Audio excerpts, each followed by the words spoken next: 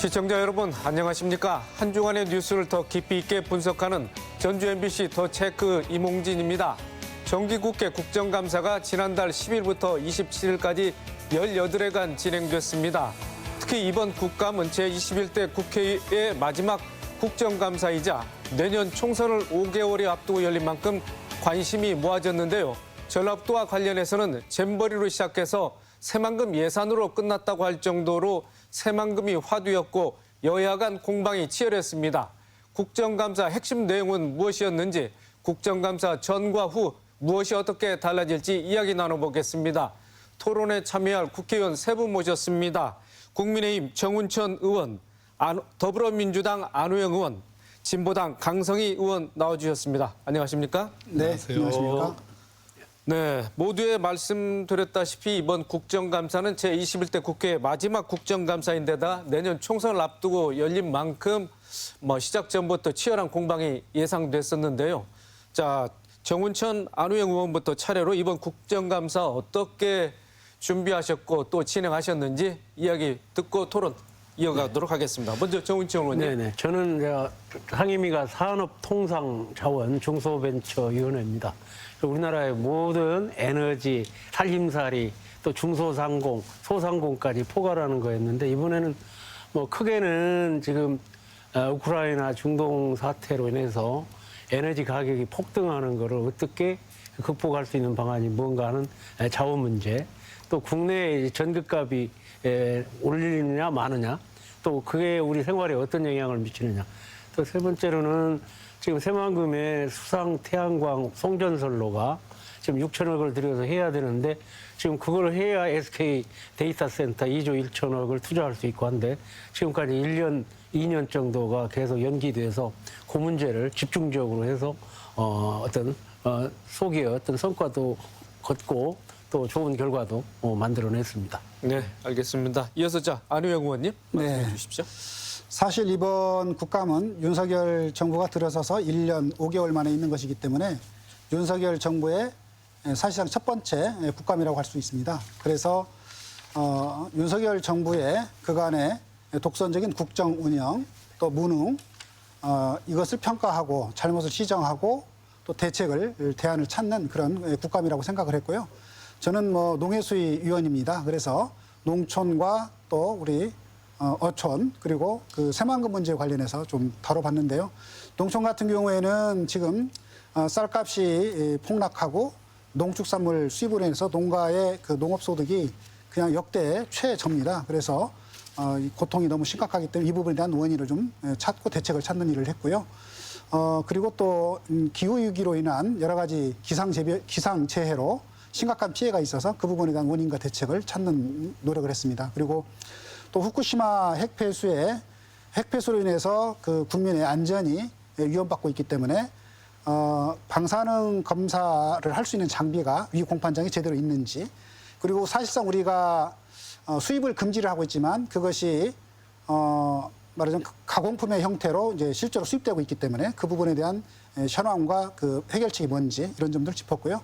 그리고 또 새만금 사업과 관련해서 갑자기 78% 정도가 새만금 SOC 예산이 삭감됐기 때문에 그로 인해서 과연 정상적으로 새만금 사업이 추진될 수 있을 것인지, 또 그로 인해서 기업들이 제대로 유치될 건지 이런 걱정들이, 도민들의 걱정이 많기 때문에 그 부분에 대한 그 삭감의 부당성, 또 해결책, 대안을 찾는 그런 걸 주로 염두에 두고 국감을 준비했습니다. 네.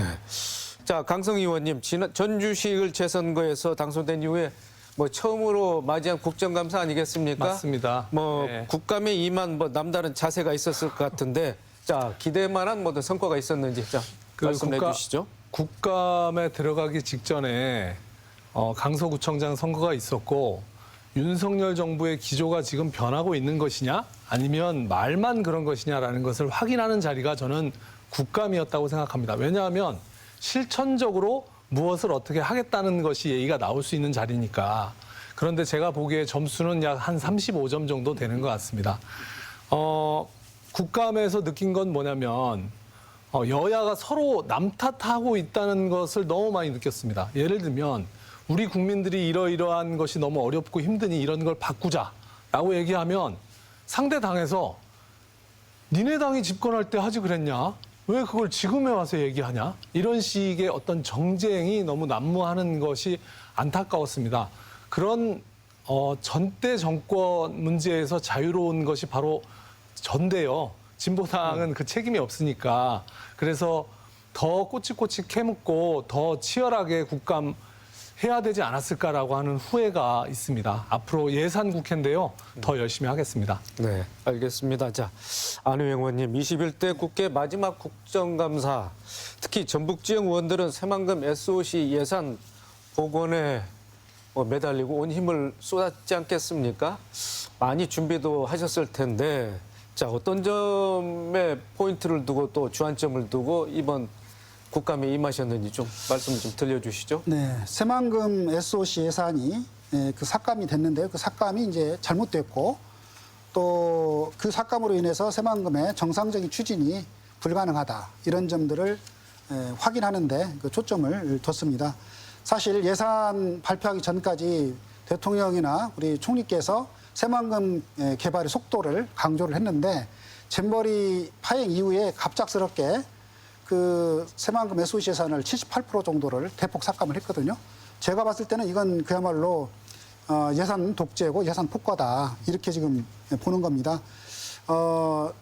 잼버리 파행의 그 책임을 전북에 전가하는 그야말로 치졸한 정치 보복이고 명백한 지역 차별이다 이렇게 생각하는 거고요. 그래서 저는 이제 그 부분을 여러 가지 분야에서 따질 수 있지만 저희가 이제 농해수이기 때문에 새만금 신항만 문제에 대해서 좀 검토를 좀 해왔습니다. 지금 이제 정부는 26년도에 새만금에 두 선석의 부두를 만들어서 개항을 하겠다는 계획을 갖고 있고 그 관련된 예산으로 올해 해수부에서 1,677억 원을 요구를 했는데 기재부에서 약 74%를 깎아가지고 438억 원만 이렇게 반영을 했거든요. 그래서 해수부 장관님께 이렇게 예산 깎아가지고 과연 대통령이 약속한 대로 26년 개항이 가능하겠느냐 이렇게 물어봤더니 가능하다는 거예요. 그래서 제가 이제 그 전문가인 교수님을 모셔서 실제로 따져봤더니 그건 뭐 불가능하다 이렇게 얘기를 하는 겁니다. 조금 더 설명을 드리면 정부는 그 새만금 항을 준설하고 매립해가지고 그것을 25년까지 매립해서 그 26년 개항을 준비하겠다는 건데 근데 교수님 얘기는 그것을 매립을 하게 되면 땅을 다지고 안정화하는데 걸리는 시간이 절대적인 시간이 있다는 거예요. 그래서 25년도에 매립해가지고는 26년도에 그 개항하는 건 불가능하다 이런 얘기였습니다. 그래서 결국 정부가 이렇게 예산을 삭감한 것은 합리적인 무슨 근거에 의해서 이렇게 삭감한 것이 아니다. 그야말로 부당한 그 삭감이라는 것을 확인을 했고 그래서 이것은 뭐 그야말로 예산 삭감하기 위한 짜맞추기 이런 삭감이라는 걸 다시 한번 확인했다는 겁니다. 그래서 이제 일단 뭐 국감에서 이 부분을 확인을 했으니까 앞으로 이제 예산 심의를 하면서 복원할 수 있도록 이제 그 노력을 좀 하겠습니다. 네, 안 의원님 지금 재선이신데 자 전북 정치권은 21대 국회 초반부터 주창했던 원팀 정신이었지 않겠습니까? 네. 그런데 이제 총선을 불과 5개월 앞둔 이 시점까지 그 원팀 정신이 제대로 발휘가 됐느냐? 또 중진 의원이 부족한 탓에 그 존재감이 좀 미약했다 이런 우려와 비판의 목소리가 나오는 것 뭐 자주 들었을 것 같은데 네네. 자 이번 국감이 이런 전라도 정치권의 그동안의 뭐 분위기를 좀 반전시키는 뭐든 조성의 뭐 계기가 됐다고 보십니까? 어떻습니까? 네, 저는 뭐 그렇게 됐다고 봅니다. 우선 원팀이 제대로 하고 있느냐, 또 중진으로서 존재감이 있느냐 이 부분에 대해서는 그 비판에서는 저는 좀 동의하기는 좀 어렵습니다.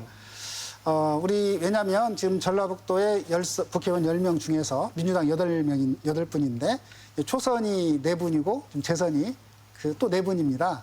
그런데 실제로 그 의원님들이 각자 자기 상임위에서 또 국회에서 정당에서 충분하게 자기 역할들을 좀 하고 있고 또 우리 전라북도의 뭐 이런 예산이라든가 또 주요 정책, 입법 현안에 대해서 원팀에 대해서 적극적으로 정말 실제 하고 있거든요. 예를 들어서 이번 그 새만금 예산 문제에 대해서도 이게 결국은 그 예산 폭과다 이렇게 같이 인식을 같이 하고 저도 지금 머리를 좀 깎고 나왔습니다만은 우리 전북 더불어민주당 의원들이 대부분 다 머리를 깎고 또 집회를 통해서 이 항의하고 또 이번 국정감사에서 각자 상임위에서 이 관련된 예산 삭감에 대해서 협력해서 정보도 좀 교류하면서 같이 대응을 했거든요. 그래서 충분히 원팀으로서 지금 역할을 하고 있다 이런 얘기고요.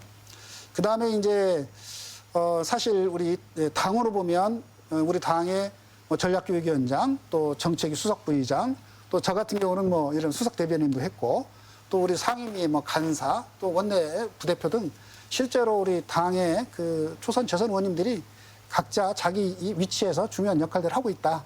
그런 말씀을 좀 드리고 싶고요. 다만 이제 그런 비판의 목소리는 저희가 좀 더 열심히 잘 해라라는 이런 요청으로 듣고 더 분발하겠다 이런 말씀 드립니다. 네. 정우천 의원님, 이번 국정감사 과정에서 여당 의원으로서 이제 고군분투하셨는데, 자, 새만금 개발청과 공동 주최하셨습니다. 새만금 입주 기업이나 입주 예정 기업과 간담회를 열고 새만금 SOC 예산 복원을 역설하셨는데, 자, 뭐 기대 효과 또 반응은 어떻게 나왔습니까? 우선 그보다 앞서서요. 사실 이번에 잼버리 사태가 나기 이전까지만 해도 네. 정말 특별자치도를 기적으로 만들어내고 또 우리가 정말 기대만 했지만은 될까 했는데 2차 전지, 특화단지가 결정되면서 우리 전북도민 또 전라북도의 미래를 크게 이제 거양시켰는데 딱 잼버리 사태가 터졌어요. 그걸 제가 보면서 굉장히 울고 싶었습니다. 근데 또 그러한 처리 과정에서도 너무 나쁜 쪽으로가 진행이 됐어요. 다만 그 화장실 문제 또는 거기에 샤워장 문제 정도는 뭐 일반적으로 면장들이 정도 책임으로 해결해야 할 문제인데 이게 국가 문제로 너무 커져버렸어요. 그 문제가 중앙정부까지 대통령까지 연결이 되니까 중앙정부나 대통령은 1,100억을 투자했고 충분히 그런 문제는 나올 수 없다고 생각했는데 누가 예상키나 했겠습니까? 근데 이게 확대됐는데 그 확대된 문제를 그 불을 꺼야 되는데 어떻게 해야 할 것이냐 해서 이제 총리를 만나서 이거 안 된다.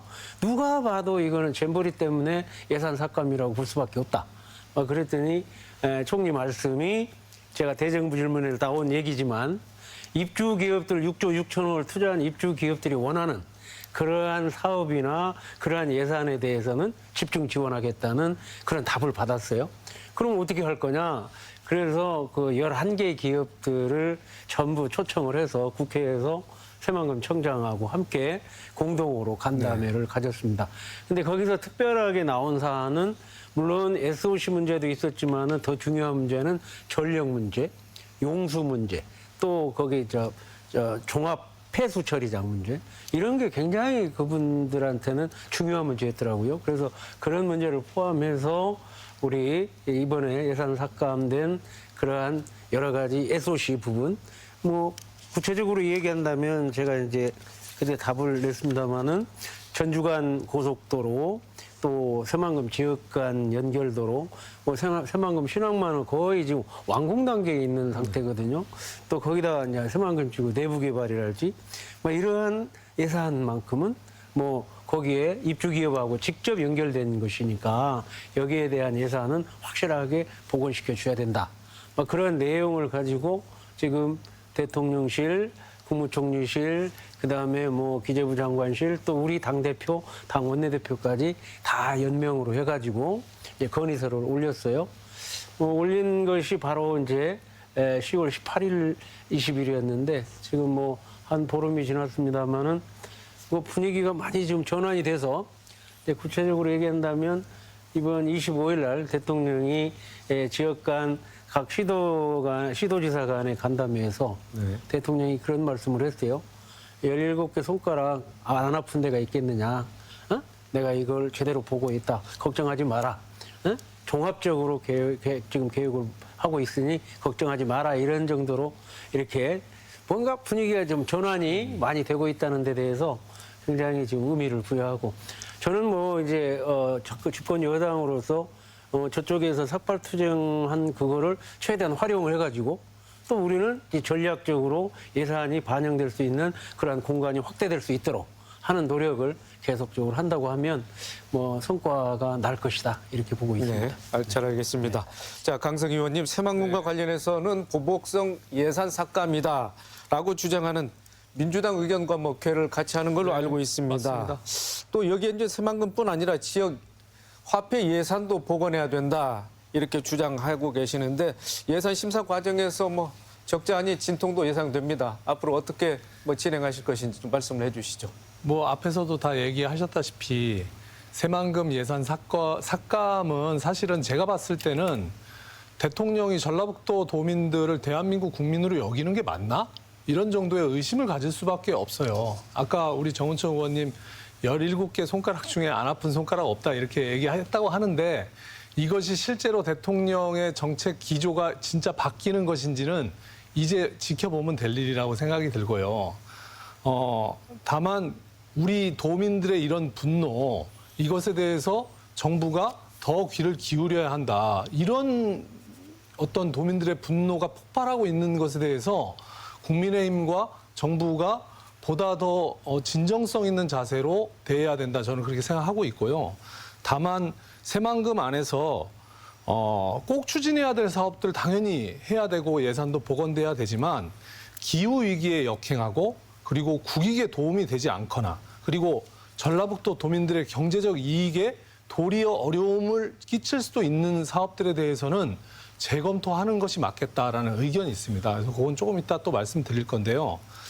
이 새만금 예산 말고도 또 다른 문제가 있습니다. 이 중소상인하고 소비자들이 정말 꼭 필요하다고 하는 예산이 지역화폐 예산인데요. 전주로 치면 돼지카드라고 합니다. 이 예산이 작년에도 전액 삭감이 됐고 올해도 또 전액 삭감이 됐습니다. 작년에는 국회에서 이걸 다시 일부를 살려냈거든요. 근데 다시 올해 정부가 이걸 전액 삭감했어요. 그래서 제가 보기에는 정말 윤석열 정부가 우리 전북 도민들뿐만 아니라 전국에 있는 중소상인들, 어려운 서민들을 위해서 뭔가 하려고 하는 마음이 없지 않나? 이런 생각이 들 정도입니다. 그래서 이 지역 화폐 문제는 뭐 소비자들도 그렇고 상인들도 그렇고 없어지면 정말 안 된다라고 하는 예산이기 때문에 여야를 막론하고 이번 그 예산 국회 과정에서 꼭 다시 복원했으면 좋겠다라는 말씀을 다시 한번 드립니다.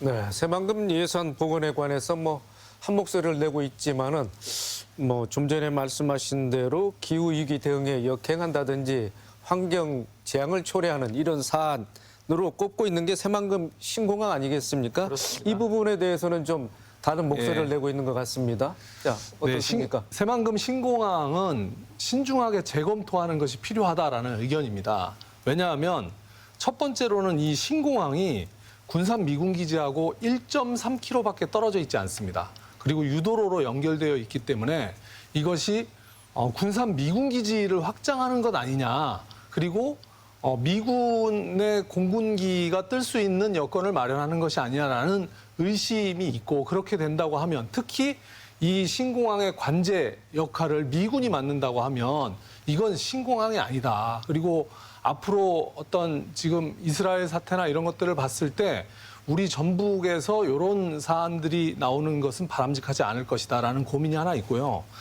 또 하나는 이 신공항은 공인된 적자 사업이라는 겁니다. 제가 표를 가지고 나왔는데요. 여기 표에서도 보여지듯이 거의 대부분의 공항들이 다 적자를 보고 있습니다.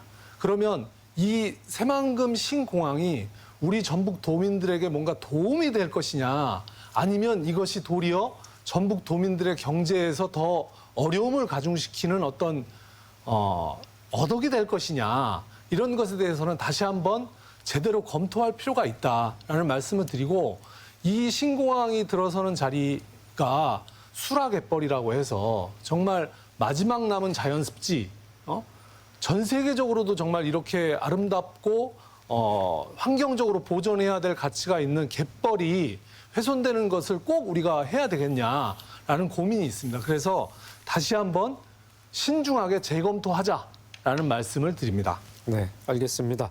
자, 국회 예결위 예산 심의 과정에서 새만금 예산 복원 문제를 놓고 여야 간의 첨예한 대립이 예상되고 있습니다.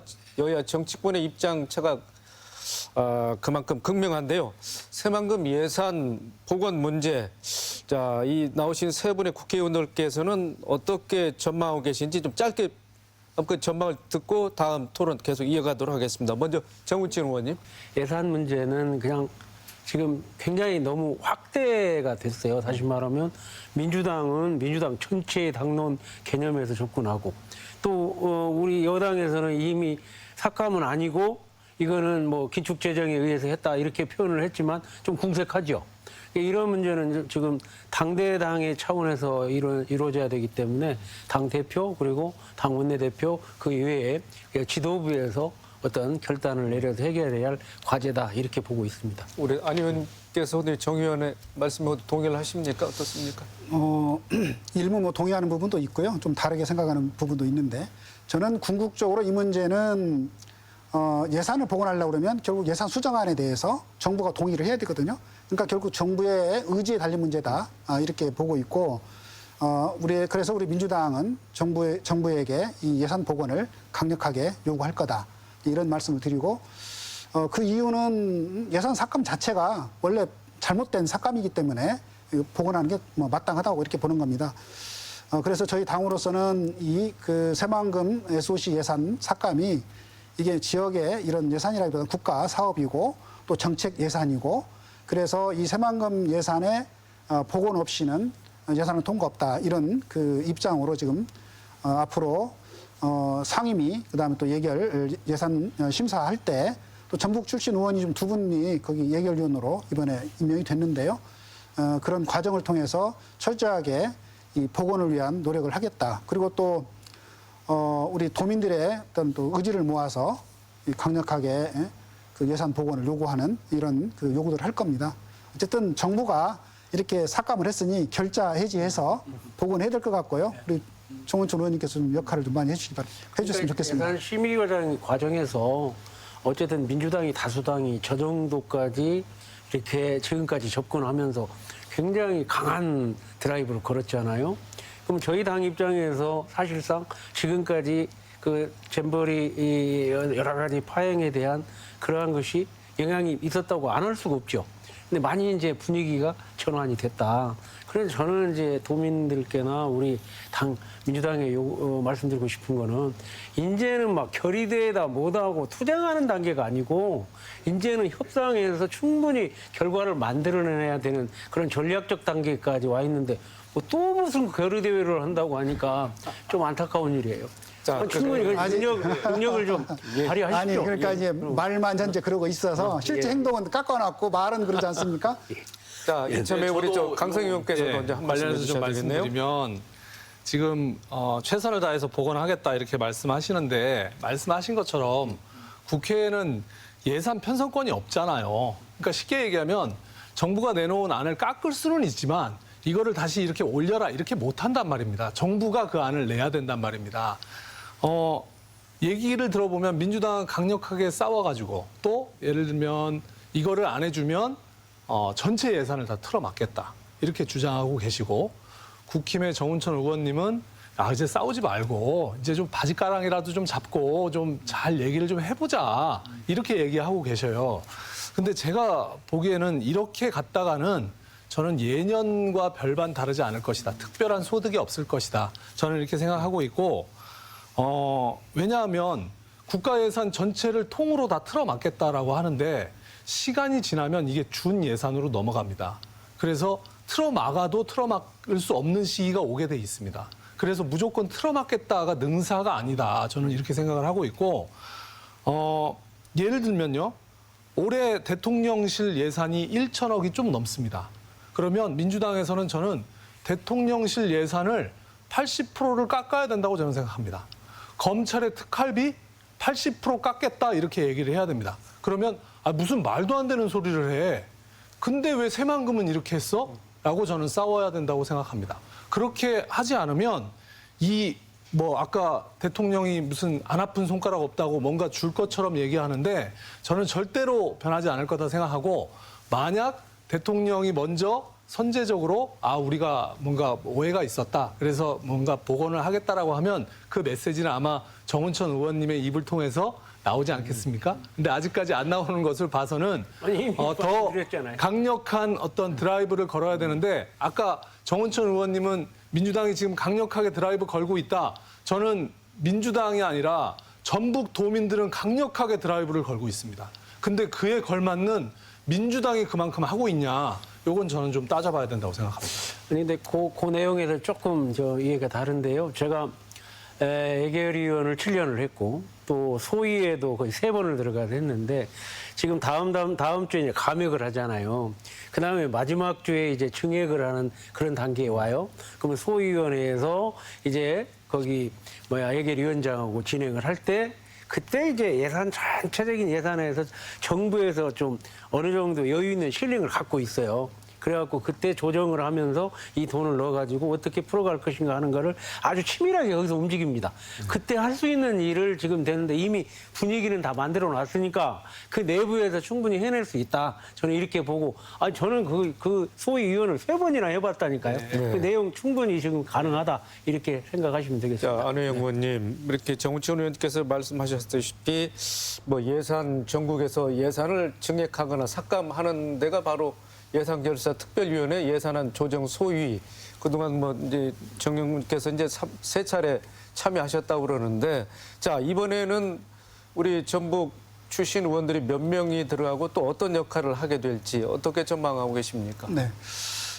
지금 우리 민주당에서는 전라북도 의원님 중에 김수홍 의원님과 이원태 의원님을 예결산 위원으로 지금 선임을 했고요. 네. 아마도 이제 예결산 소위를 구성을 할 때 과거의 전례를 보면 지역의 어떤 사정도 고려해서 이제 골고루 안배를 하거든요. 그래서 제가 봤을 때는 전라북도에 현재 이런 새만금 관련된 이런 현안도 있고 해서 아마 전라북도 의원님 2분 중에서 한 분은 예결수 위원으로 가지 않을까 이렇게 지금 전망을 하고 있습니다. 근데 이제 만약에 이제 실제로 이제 예결위원이든 예결소위위원이든 어차피 이 새만금 SOC 이 예산의 복원 문제는 대단히 중요한 문제고 아까 말씀드린 것처럼 중앙당에서도 새만금 예산 복원 없이는 전체 예산 통과 없다 이런 각오로 현재 대처를 하고 있기 때문에 충분히 그 협상력을 발휘할 수 있으리라고 보고요.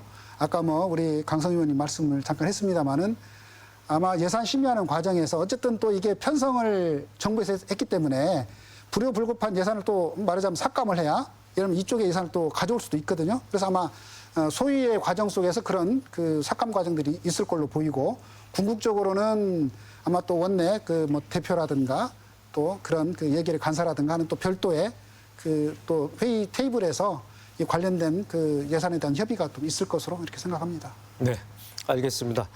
자, 이번 국감 전북 관련해서는 잼버리 파행 운영으로 시작해서 새만금 예산 삭감으로 끝나는 그런 형국이 아니었나 싶은데요. 이 새만금 이외에 또 다른 의제들도 많이 다뤄졌을 것 같습니다. 자, 3분 국회의원께서 이번 국감의 전북 관련 핵심 의제는 무엇이 있었는지 조금 언급을 좀 해주시기 바라겠습니다. 먼저 안우영 의원님. 네. 저는 이제 가장 중점을 둔 게 농가 소득 안전망 구축을 위한 대책을 마련하는 걸 가장 역점으로 뒀습니다. 네.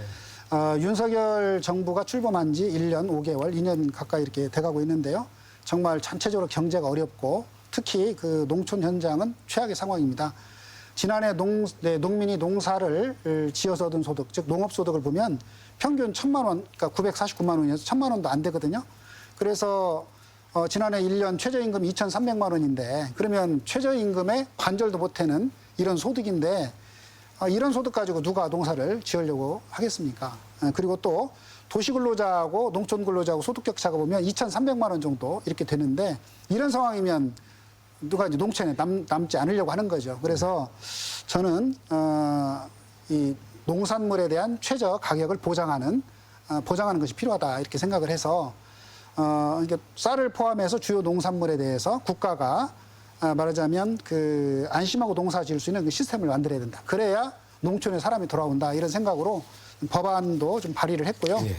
또 아마 우리 당에서도 당론으로 이 관련된 법안을 당론으로 지금 발의를 추진하려고 좀 하고 있습니다. 그래서 결국 어쨌든 이 최악의 지금 소득이 없기 때문에 우리 민주당이 우리 농민도 국민이다. 농민 편에서 이 법안의 어떤 그 통과를 위해서 노력을 할 거다. 이렇게 말씀을 드리겠습니다. 네. 또 이 밖에 뭐 공익직불제 예산 확보라든지 재피해 보전제도 개선 이런 문제도 뭐 네네네. 그렇습니다. 제기하셨던데요. 예, 지금 이제 공익직불제 예산 확보는 사실 농민들의 가장 큰 관심사입니다. 저도 그렇고 우리 민주당에서도 그 관심이 있는데 지금 윤석열 대통령이 공익직불금 5조를 약속을 했어요. 그런데 아직 좀 지지부진합니다. 내년 예산에 지금 공익직불금이 아닌 다른 예산을 넣어가지고 공익직불금 예산이라고 해서 지금 꼼수 예산을 좀 편성을 했는데요. 저희는 이제 이 직불금 예산의 단가를 인상을 해서 정부가 지금 이번에 그 제출한 것보다 약 1,800억 정도를 추가로 증액시켜서 약 3,000억 이상의 공익직불금을 편성할 것을 이제 추진하려고 좀 하고 있고요.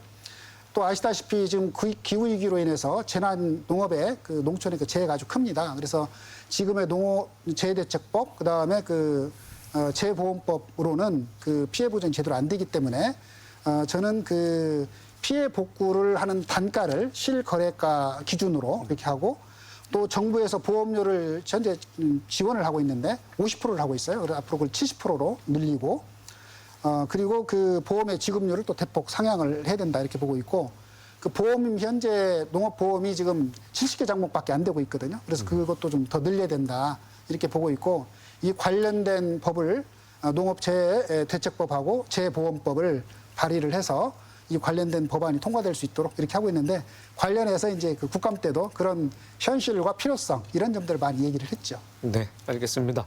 자, 정운천 의원께서는 새만금 관련 예산 말고 또 어떤 이슈를 제기하셨습니까? 이제 문재인 정부에서 야심차게 새만금의 수상 태양광을 통해서 아리백 단지를 만들겠다. 아주 좋았어요. 근데 정권이 바뀌면서 그게 좀 홀딩 돼가지고 한수원에서 송전선로가 있어야 수상 태양광이 설립될 거 아니에요? 그러면 이제 발전한 거를 송전을 해야 되니까. 송전선로를 그 사업자들 중심으로 이렇게 만들어낸 게 이제 1.2기가와트에 대해서 나눴는데 그게 6,600억을 투자해야 되는데 한 300메가 세 군데가 지정이 안 되니까 계속 지금 보류돼 있어요. 거기에 연결된 게 이제 한수원, 한국수력원자력, 그 다음에 이제 전라북도, 그 다음에 새만금청. 그래서 이번에 거의 1년 가까이 의원실에서 그 3개 기관을 다 불러서 계속 조정을 했는데도 이해관계가 해가지고 잘 안 돼요. 그래서 이번에 강력하게 계속 했는데 국정감사에 때렸어요. 아무리 전 정부에서 그랬던 이번에 수상 태양광 문제는 더 이상 미룰 수 없다. 근데 왜 미룰 수 없냐면은 거기에 연결된 SK가 2조 1천억을 데이터 센터 그것까지 무망하게 될 가능성이 있어요. 그래서 그거 이제 SK 센터 거기에 또 간부를 불러서 우리가 밀고 나가겠다 했는데 다행히 이번 국정감사에서 금년 안에 어떻게든 이제 바로 이렇게 시작을 하겠다. 또 어느 정도 또 양보안이 나왔냐면 그 300메가에 대한 사업자 선정이 안 되고 선정 계획만 세우더라도 하겠다.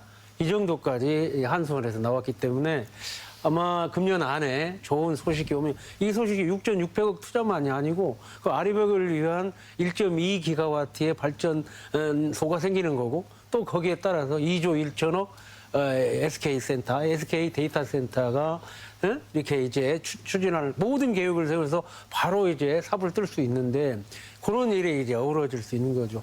제가 이번 국회 국정감사에서도 그 생각을 그렇게 했지만 감사가 끝나고서도 지속적으로 그렇게 뒷받침을 한다고 하면 국회에서 각 기관을 이렇게 어우러내서 뭐 거기에서 조정 능력을 발휘하는 그런 것도 또 국회가 해야 할 일이라서 아마 이번 국정감사의 가장 큰 그 효과를 본 것 같습니다. 네, 알겠습니다. 자, 강석 의원님께서는 네. 어떤 의제를 발의하셨죠? 올해 세수가 60조 원이나 펑크가 났습니다. 그 이유가 뭐냐면 부자들 감세해줬기 때문이거든요. 근데 그 책임을 지금 전국에 있는 우리 주민들에게 다 돌리고 있는 문제가 있습니다. 지방교부세를 1조 1천억이나 삭감을 했거든요. 그러니까 이 예산은 새만금 예산처럼 무슨 뭘 개발하는 예산이 아니고 우리 지역 주민들에게 곧 돌아가야 할 예산입니다.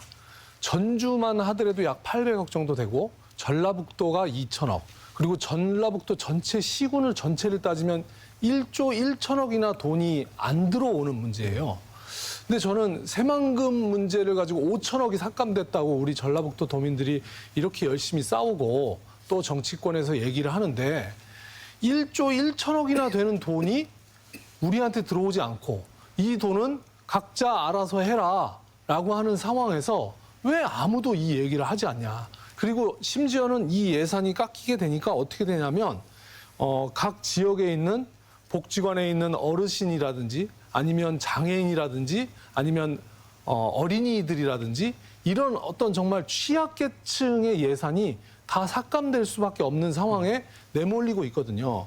그래서 이 문제에 대해서 우리가 같이 싸워야 된다라는 얘기를 주로 국정감사에서 말씀드렸고 이후에 우리 여야를 막론하고 그리고 또 특히 전라북도도 같이 목소리를 냈으면 좋겠다라는 말씀 드립니다. 네, 알겠습니다. 자, 다음에 이제 내년 총선 얘기를 조금 좀 들어보도록 하겠습니다. 여기 나오신 세 분은 이제 각 당을 대표할 만한 의원님들이신데, 자, 개인적으로 또는 그 당 차원의 내년 총선에 어떤 전략과 또 어떤 각오로 임하실지 좀 간단히 좀 들어보도록 하겠습니다. 먼저 안우영 의원님. 역시 가장 좋은 총선 전략은 저는 국민의 뜻에 따르는 거라고 생각합니다. 총선은 의정활동 4년의 성과를 국민에게 평가받는 것인데요. 그래서 네.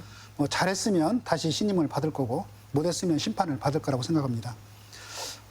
그 윤석열 정부와 국민의힘은 국정 운영은 그야말로 독선과 무능, 또 무책임의 끝판왕이다. 저는 그렇게 평가를 하고 있고 사실 실제로 윤석열 정부 들어와서 경제는 추락하고 민생 위기가 심각합니다.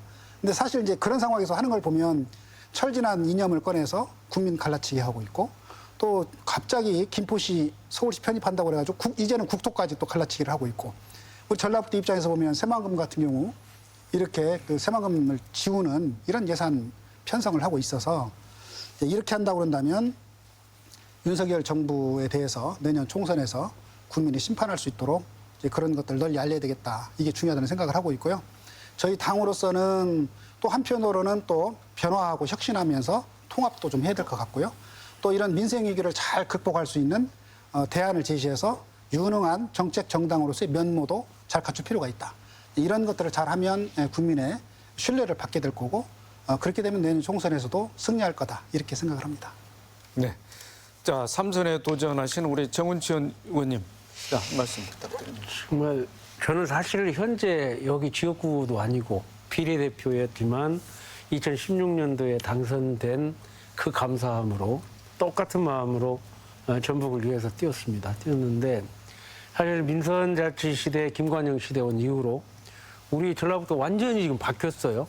다시 얘기하면 그 어마어마한 특별자치도로 독자 권역이 이제 새롭게 시작되고 또 2차 전지 특화단지가 만들어지고 새만금 개발청이 만들어진 지 10년 동안에 불과 1조 5천억 투자 계약을 했는데 불과 1년 반 동안에 그렇게 윤석열 정부가 밉지만은 사실 투자진흥주구를 만들어서 지금 6조 6천억 불과 일주일도 안 된 30일에는 롱바이 코리아에서 중국에 1조 2천억을 투자를 약속을 해서 협약을 맺었습니다. 그러면 7조 8천억이 들어왔거든요. 그러면 지금 현재 우리 현실에서 보면 지금 우리 뒷전에 있던 강원도 또 충청북도가 우리보다 앞서 버렸습니다. 두 번째 우리 가까운 충청남도가 5,700만 원 GRDP인데 우리는 3,100만 원입니다. 지금까지 30년 동안 민주당 중심으로 해왔던 결과예요. 그런데 이제 어떤 집권 여당으로서 최소한 한 명이라도 보내야 된다. 그래야 이제 앞으로 특별자치도의 미래를 위해서 쌍발통 정치, 제가 주장했던 그 정치가 이루어져야지. 어디 이게 날개 하나만 가지고 발통 하나만 가지고 우리 전북의 미래를 담보할 수 있느냐. 이 얘기를 주장을 했지만 더더욱이 이제 특별자치도로 앞으로 우리가 독자 권역으로 우리 스스로 우리 전라북도를 끌고 가야 되기 때문에 더더욱이 협치가 필요하다. 다시 더 한번 얘기 드린다면 중앙에서 아무리 지금까지 1년 전에 갈라치기하고 싸우고 그랬지만 전라북도만큼은 우리가 약하니까 한번 원팀으로 가보자 해가지고 김관영 도지사 중심으로 민주당, 우리 국민의힘 힘을 합치니까 이런 엄청난 성과를 만들어낸 거죠. 그래서 이러한 성과를 내려면 결국 날개 하나가 집권 여당의 날개에 없으면 안 된다. 뭐 저는 이제 비례대표에서 다시 지역구를 또 이제 탈환을 위해서 또 지역구 위원장을 맡았으니까 또 열심히 노력해서 이렇게 평가를 받아볼 생각입니다. 네, 거기까지 듣겠습니다. 이어서 강성희 의원님. 네, 윤석열 정부 2년인데요. 대한민국이 총체적 위기에 처해 있습니다. 민생 파탄, 역사 왜곡, 굴종 외교, 방송 장악, 부적격자의 인사, 노동자 때려잡기로 국정을 농단하고 시대를 퇴행시키고 있고 지역 화폐 예산은 전면 삭감하고 있고 지방교부세 일방적 삭감으로 지방재정까지 파탄을 내고 있습니다. 이게 이제 윤석열 정권인데 그러면 내년 총선은 어떻게 해야 되냐? 저는 윤석열 정권을 무너뜨리는 총선이 되어야 한다 이렇게 생각하고 있습니다. 자, 지금 보십시오. 지금도 야권이 180석을 가지고 있습니다.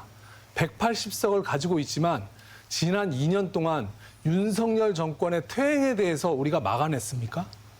만약 우리가 그냥 지금 하던 대로 그냥 열심히 해서 야권은 그냥 지금 수준으로 하자라고 하면 지난 2년 동안 벌어져 왔던 이 윤석열 정권의 모든 악행이 다시 또 2년 또 그 속에서 살아야 합니다.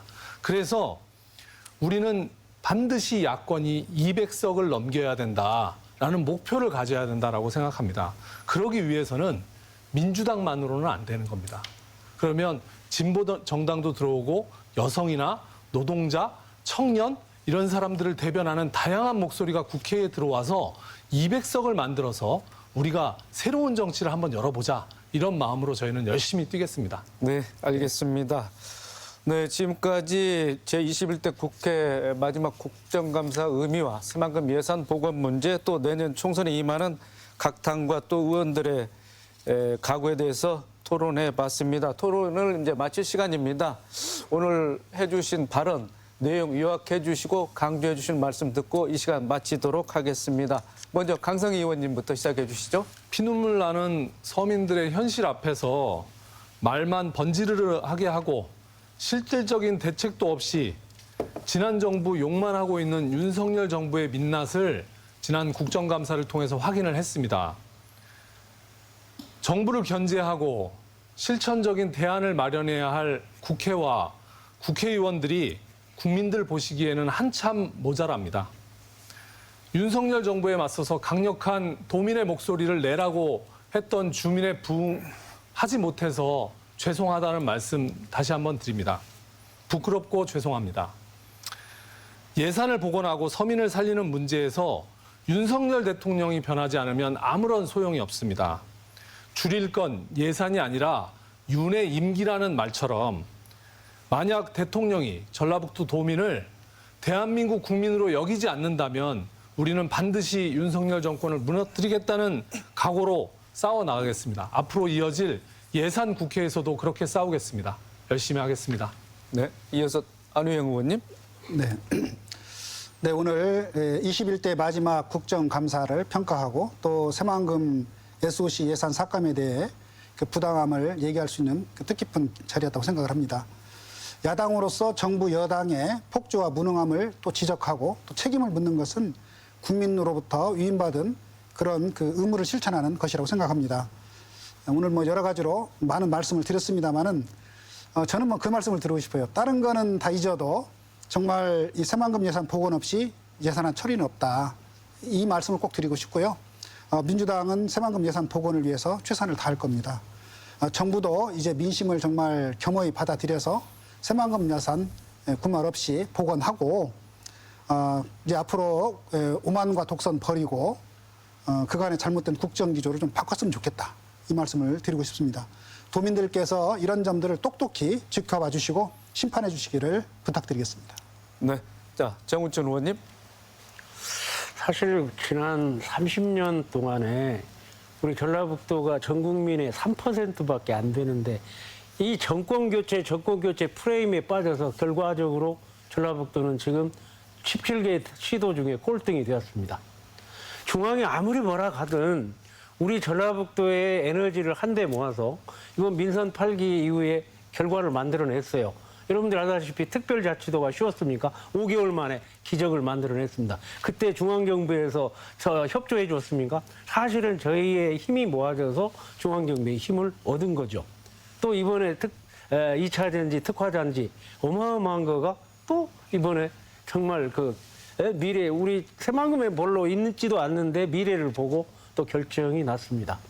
또 이러한 것이 우리가 전라북도에서 우리 미래를 위해서 저는 하나도 둘도 셋도 이제 충청남도 옆에 있는 또 전라남도 옆에 있는 거하고 경쟁해서 우리가 이길 수 있는 실용적인 현실적인 방법을 찾아야 된다. 그 가치를 찾아서 결국은 우리 도민들이 수준이 올라가고 소득이 올라가고 일자리가 창출되는 그러한 세상을 만드는 그러한 프레임을 좀 바꾸는 그러한 노력들을 해봐야 된다고 생각합니다. 저는 이걸 말로 하는 게 아니고 1년 동안 우리가 해왔던 그러한 증명들을 이 협치, 쌍발통 정치를 통해서 결과를 만들어냈기 때문에 그 결과를 가지고 우리 도민들께서 평가하고 그렇게 미래로 나가야 된다. 그래야만 독자 권역으로서의 특별자치도의 도민들의 미래를 열 수 있고 도민들의 자긍심을 올려줄 수 있다.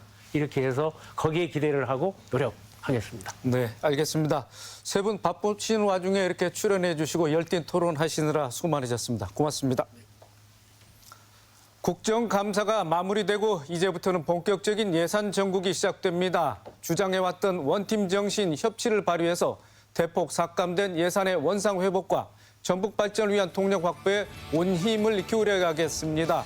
그것만이 새만금 파행과 예산 삭감으로 상처 입은 도민들을 다소나마 위로하는 길이 아닐까 싶습니다. 더 체크 오늘 순서 여기서 마칩니다. 시청해주신 여러분 고맙습니다.